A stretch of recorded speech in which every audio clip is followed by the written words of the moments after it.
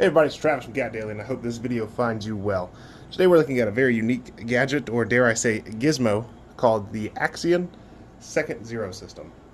So Axeon Optics is a relatively new company owned by Umrex, and they're producing some rather neat little optics, and this being what I find to be one of their coolest. Now this Second Zero System comes with 2 different models and 6 different configurations. What you're seeing here is the rail-mounted configuration and the scope-mounted configuration. Before we dive too deep into those, let's talk about how this system works. The purpose of this system is to take your 100-yard zero and instantly change it to either a 530-yard zero or a 330-yard zero, depending on which model you choose. So as we talked about before, there's different models and different configurations. So each of these models, the scope-mounted, the rail-mounted, and the scope-mounted, come in either 530-yard models or 330-yard models.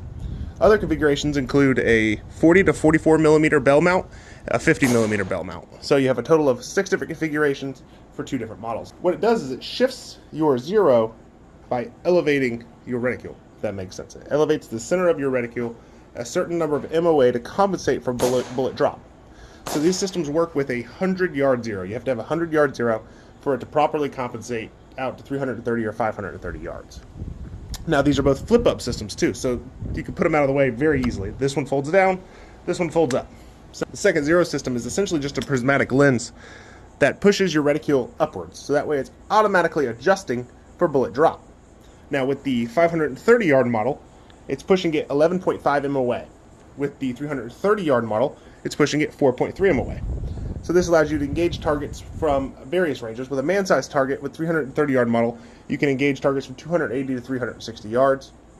With the 530-yard model, you have an effective range of 480 to 560 yards. Now, these systems will work with any optic. So when you have a red dot or prismatic, your rail-mounted is a little bit better of an option. When you're using a traditional variable optic, your bell-mounted is a better option. Now they do have to be approximately AR height to work correctly, so if you're using a low mount, it may be too low and you may be seeing part of the actual optic. These are especially handy with red dots, because with a red dot, all you have is a red dot reticule. There's no way for you to compensate for range other than guessing. With this system, there's no more guesswork. Pop it in place, aim, hit your target. I was admittedly kind of skeptical when I saw the Second Zero systems. I wasn't really sure how they worked, and my caveman brain can't comprehend it unless I go out and actually shoot it. So that's what I did. So the first thing I did was almost like a scope tracking test. That's traditionally a test you use with your turrets to measure how precise your actual adjustments are. Well, I did the same thing, but all I had to do was measure how much my reticule was elevated to compensate for bullet drop, and both were dead on. Again, they were both exactly either 4.3 MOA or 11.5, depending on which model I was using. To illustrate how the Second Zero works, I fired 6 rounds at a static range. And the way I did this is I would fire 1 round, bring the Second Zero into play, and fire a second. Now I'm not changing my point of aim, but the Second Zero changed my point of impact because it was trying to compensate for bullet drop.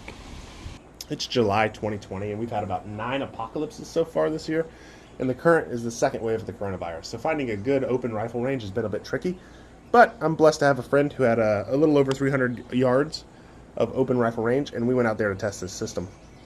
So it's mounted on an Axeon Hunter 4x12 optic, which is the perfect optic choice for the second sight system because it's very simple. It has a very simple duplex reticule. There's no bullet drop, there's no MOA, no mil dots, nothing.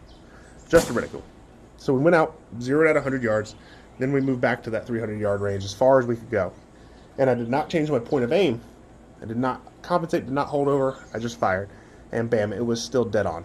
It was really nice being able to use the center of that reticule, not having to guess up or down to see exactly how far my bullet drop was. I knew at that 310-ish yard range, we'd have no issues hitting the target. And it was a lot of fun. It really tickled the guy I was with, and we spent the rest of the day kind of shooting steel with it. And I had the same excellent results with the prism sight and the rail-mounted Second Zero. Now, what I did find interesting, and I want to mention, is that you guys are probably familiar with height over bore issues, mechanical offset. This actually eliminated my mechanical offset at 25 yards. It was dead on at 25 yards. I just did it just to see, and I was pleasantly surprised it worked. When you got up to 5 and 15 yards, it didn't work as well, but it still lifted you a little bit. This mechanical offset is still an issue, but this at 25 yards works perfectly for that. Ergonomically, the design is very sound. This rail-mounted model weighs about 7 ounces, and the bell-mounted model weighs a little over 3 ounces, so not very much weight or bulk added to your weapon. They both go down or up, depending on the design, very easily. This bell-mounted model fits 40 to 44 millimeter bells, so you do have to adjust that. That took a minute just to get right, because you want to get it tight but not too tight. And you also have to make sure this hinge is in line with the top of your crosshair to ensure you have a proper adjustment. With the rail mounted model, you tack it on and go.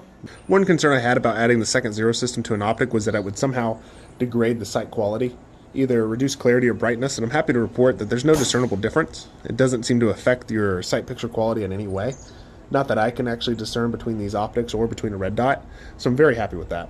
Now, I admittedly had my reservations about the Second Zero systems, and until I really experienced them, I didn't understand how they worked or why they were that useful. But now, after shooting at the range with them quite a bit, I really come to love them. They're very simple, very effective, and honestly very affordable for what they do. If you're a long-range precision shooter, you probably already have a very expensive setup, a very nice scope, and you know your dope and you know your loads. But if you're not, and you just have a 100-yard zero, bam, add one of these on. Now you can have a zero out to 530 yards or out to 330 yards with very little work on your part. You can check out the Second Zero systems at AxeonOptics.com. MSRPs range depending on the model. These models are typically between $50 and $60, with these models going for a little bit more, about $80. So check out Axeon Optics. They have a full line of variable optics, red dots, and all sorts of fun stuff on there. And let us know what you think below. Thanks for watching, guys.